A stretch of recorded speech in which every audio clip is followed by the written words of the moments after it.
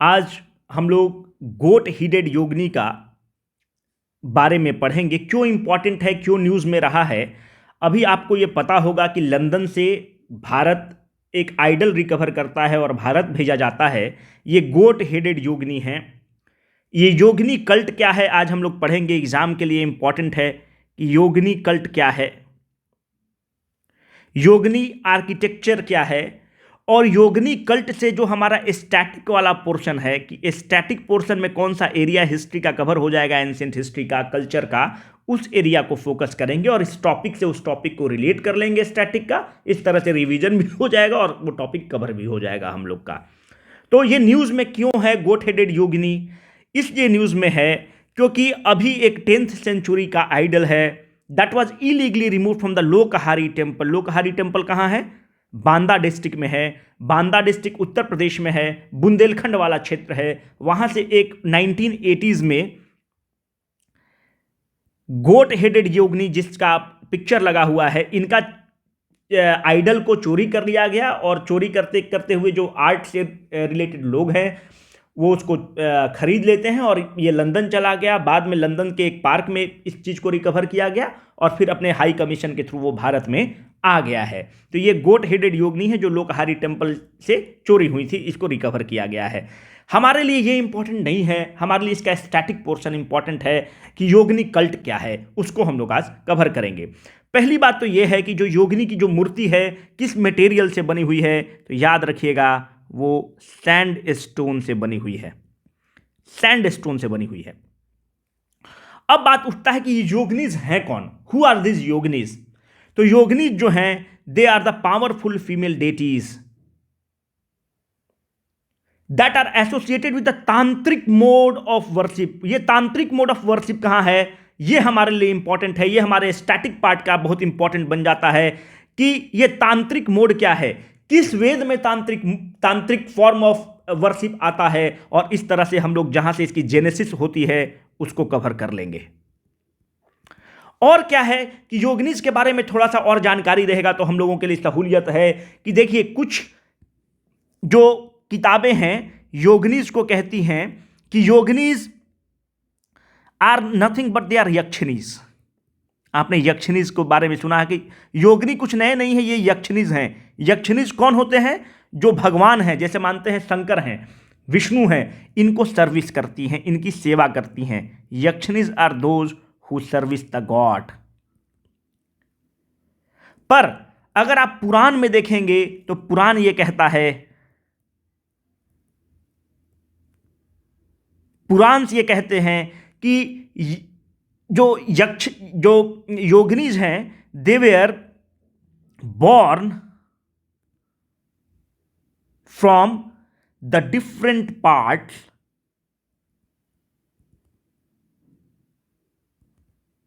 चंडी। जो चंडी देवी हैं, जो चंडी माता हैं, उनके डिफरेंट पार्ट, जो चंडी माता का डिफरेंट पार्ट कटता है और जहां जहां गिरता है तो वही यक्षिनीज हैं। तो डिफरेंट डिफरेंट इंटरप्रिटेशंस हैं और यही हिंदू माइथोलॉजी की ताकत भी है कि इंटरप्रिटेशंस अलाउड हैं।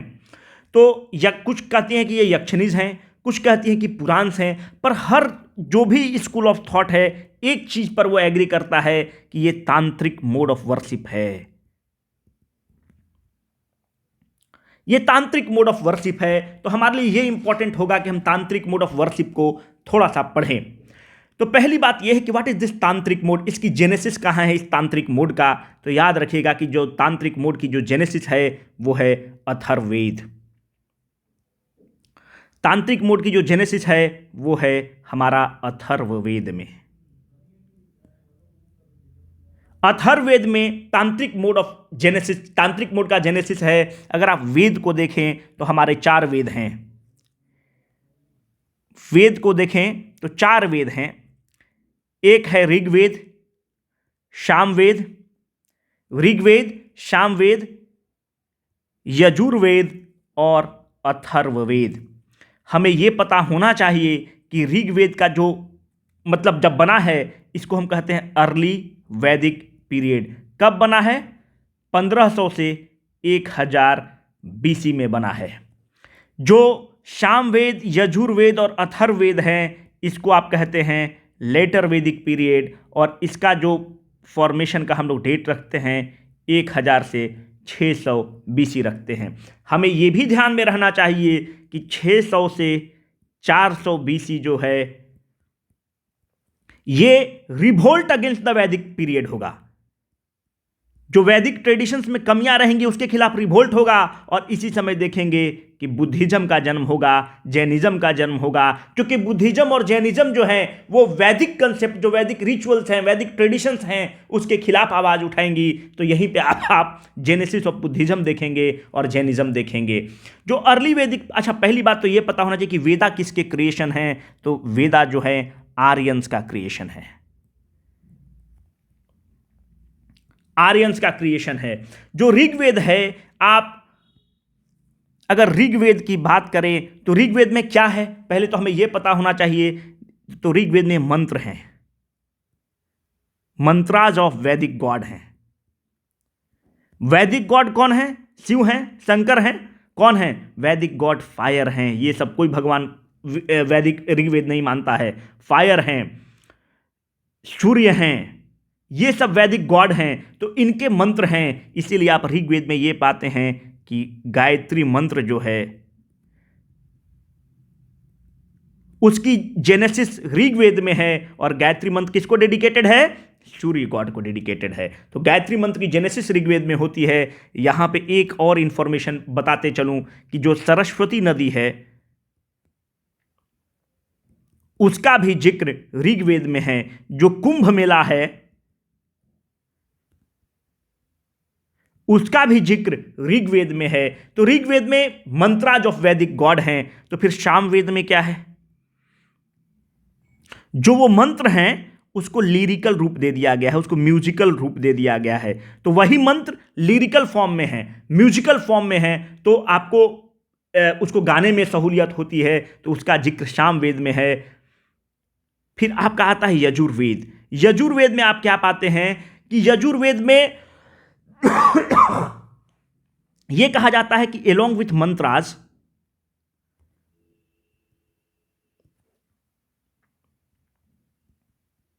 God needed sacrifice. भगवान को प्रसन्न करने के लिए कुछ ना कुछ उनको बलि देना होगा आपको। God needed sacrifice. और जब सैक्रिफाइस करना होगा तो आप कैसे सैक्रिफाइस करेंगे? एक प्रीस्ट की जरूरत पड़ेगी। प्रीस्ट आपको बताएगा कि कैसे सैक्रिफाइस करना है। इसलिए हम लोग ये पाते हैं कि यजुर्वेद में गुरु दक्षिणा का परंपरा आ जाता है। गुरु दक्षिणा का परंपरा आ जाता है, और प्रीस्ट का जेनेसिस यजुर्वेद में ही है। और जो हमारे आज के लिए बहुत इंपॉर्टेंट है वो है अथर्ववेद। अथर्ववेद का जेनेसिस कैसे होता है? अगर आप अथर्ववेद की जेनेसिस की बात करते हैं तो जब आर्यंस नॉन आर्यन से मिले, जब लोकल लोगों से मिले, तो अथर्ववेद का जन्म होता है। मिलना का मतलब क्या हुआ कि इनके अपने ट्रेडिशंस थे, लोकल के अलग ट्रेडिशंस थे, दोनों का एमलगमेशन होता है और अथर्ववेद आता है। और इसी अथर्ववेद में जादू टोना का कंसेप्ट है। अभी भी आप गांव वगैरह में देखते होंगे कि जादू टोना का जो कंसेप्ट है उसका अथर्ववेद में है। और यही जो अथर्ववेद है यहीं पर तांत्रिक मोड निकल कर आता है।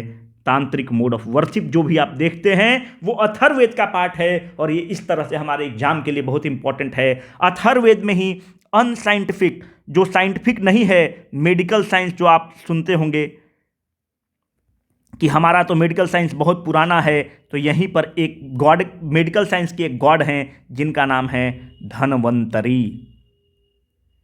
उनका भी जिक्र है, पर यह मेडिकल साइंस साइंटिफिक नहीं है। ये मेडिकल साइंस साइंटिफिक नहीं है। ये जो मेडिकल साइंस है ये भी जादू टोना कंसेप्ट पर ही है। जादू टोना कंसेप्ट मतलब क्या है? तांत्रिक मोड, वही है तांत्रिकिज्म। अभी भी आप देखते होंगे कि अगर कोई बच्चा है, अगर उसको कोई कुत्ता काट लिया तो वो किसी झड़वाने वाले के पास चला जाता है और उसको झाड़ देता है। वही तांत्रिक मोड है, वही तांत्रिकिज्म है, वही धनवंतरी वाला जो मेडिकल साइंस है वही है, साइंटिफिक नहीं है। तो ये आपको थोड़ा सा पता होना चाहिए। और यही पर इंपॉर्टेंट है कि जो योगिनी कल्ट है वो तांत्रिक मोड ऑफ वर्शिप है। इसका मतलब उसका जेनेसिस कहां है? अथर्ववेद में है। ये हमारे एग्जाम के लिए बहुत इंपॉर्टेंट है और ये हमें पता होना चाहिए। अब हम लोग ये देखते हैं कि एक चीज और यहां पे बताते चलूं कि जितने वेदास हैं इसका यूरोपियन लैंग्वेज में ट्रांसलेशन किया गया है। किसने ट्रांसलेशन किया है? मैक्स मूलर ने ट्रांसलेशन किया है। ये प्रीलिम्स के लिए इंपॉर्टेंट हो जाता है। मैक्स मूलर ने ट्रांसलेशन किया है। कब किया है? तो 19th सेंचुरी में किया है, ताकि विदेशी लोग भी हमारे वैदिक ट्रेडिशंस को पढ़ सके और वैदिक वेदा क्या है ये पढ़ सके। एक चीज थोड़ा ये बताते यहां पे चलूं, जो हम लोग योगी वाला जो ये टेम्पल पढ़ रहे थे, लोकहारी टेम्पल बांदा में है, अगर इसका हम एग्जैक्ट लोकेशन अगर आपसे कोई पूछता है कि एग्जैक्ट लोकेशन इसका कहां है, तो ये मऊ सब डिवीजन में है।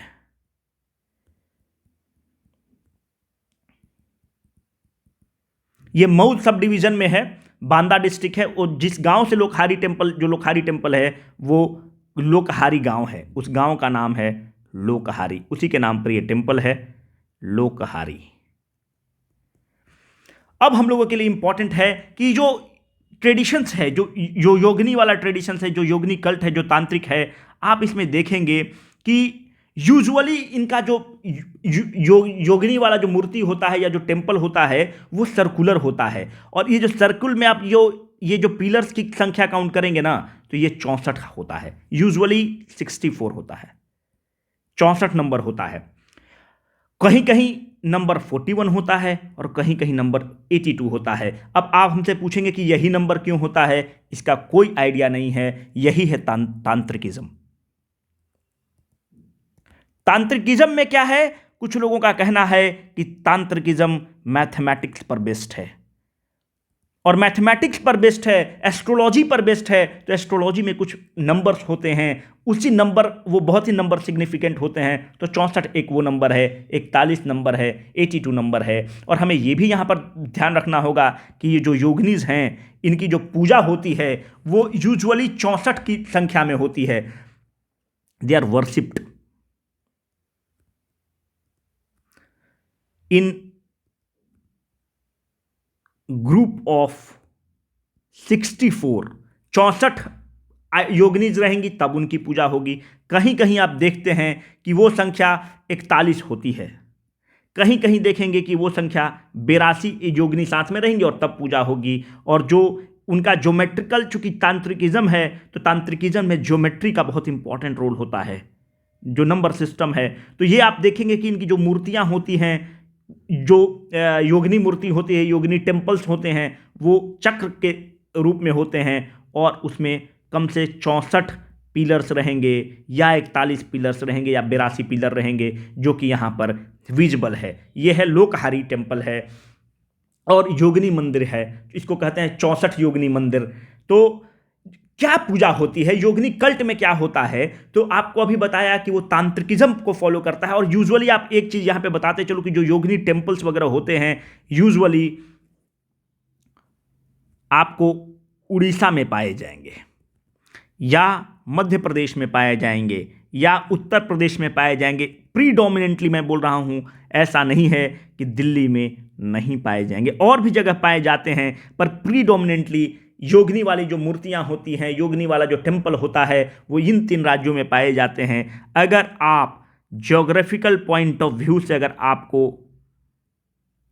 लोकेट करना पड़े तो हम लोग ये कह सकते हैं कि south of Yamuna and north of Narmada जो टेम्पल्स आपको मिलेंगी वो south of Yamuna river and predominantly बात कर रहा हूं नॉर्थ ऑफ नर्मदा, यहीं पर वो टेम्पल्स मिलेंगी। और इन टेम्पल्स में जो योगिनीज हैं उनको क्या आप पूजा कैसे करते हैं? तो योगिनीज के लिए 5 एम बहुत ही फेमस हैं। इन 5 एम के बिना उनकी पूजा, उनकी आराधना पूरी नहीं है। एक है एम मतलब मत्स्य, मत्स्य मतलब होता है फिश, फिश का चढ़ावा होता है।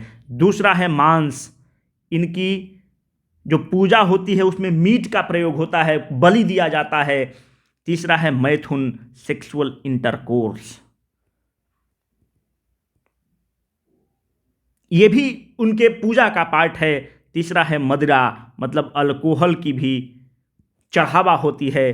पांचवा है मुद्रा, मुद्रा मतलब ग्रेन्स, वो मुद्रा नहीं है, कुछ ग्रेन्स की भी चढ़ावा होती है। इसीलिए आप ये पाते हैं योगिनी की जो मूर्तियां हैं, आप अल्कोहल जो है, पेय पदार्थ जो है, ये बहुत ज़्यादा रिलेटेड किससे है? ट्राइबल्स लोग। अगर आप ट्राइबल्स को देखेंगे तो वो हड़िया पीते हैं, वो उनके दैनिक खान पान का पार्ट है।